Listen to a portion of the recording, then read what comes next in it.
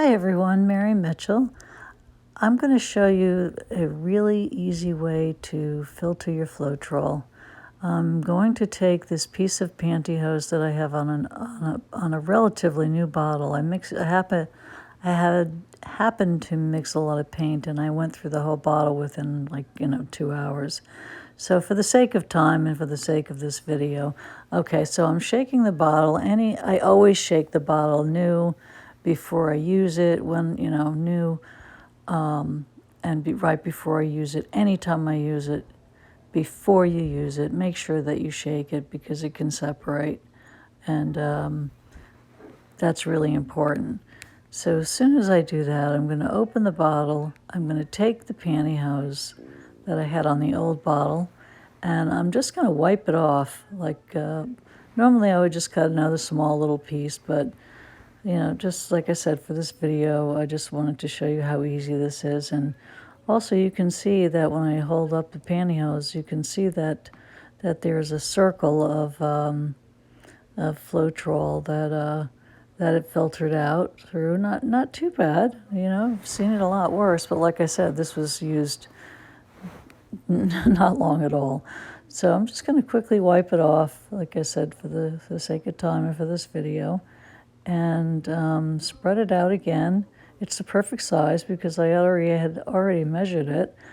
There's no need to double it up, no need at all. In fact, it actually is. It doesn't work as well if you do. So you just take it and you with your hands, you just do what I'm doing. You just stretch it over the top of the bottle, and you take a rubber band. I happen to have a bag of these, but when I see them around the house, or if something comes wrapped in a rubber band about this size, I keep it. And you just wrap it around the bottle, over the pantyhose. 3 times typically works for this size rubber band, and then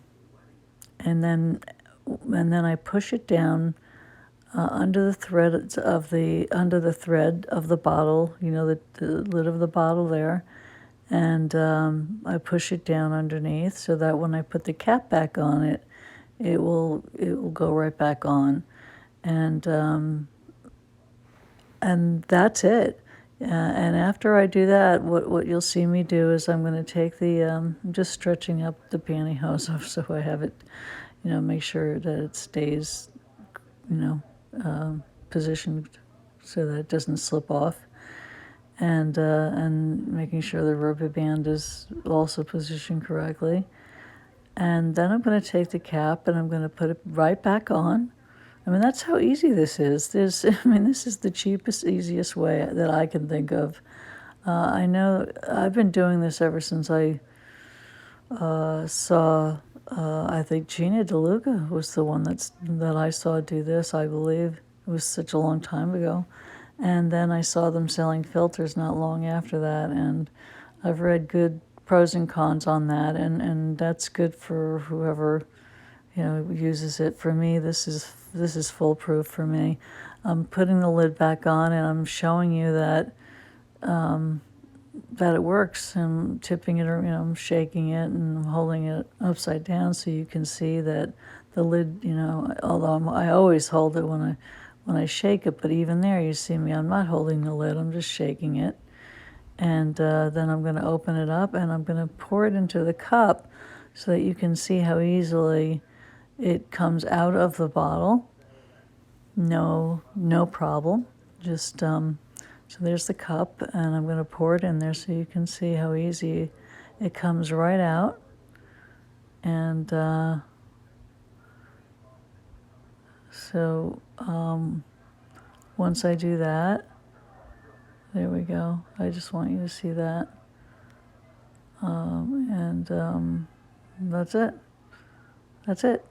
That little bit of top right there will usually sink right back into the bottle if I put the cap on it. For now, I think I just slide it onto the cup. Either way, it works either way. No muss, no fuss, no problem. And that's it. And it's that simple. Okay, have a great night, everybody. Bye. Bye-bye.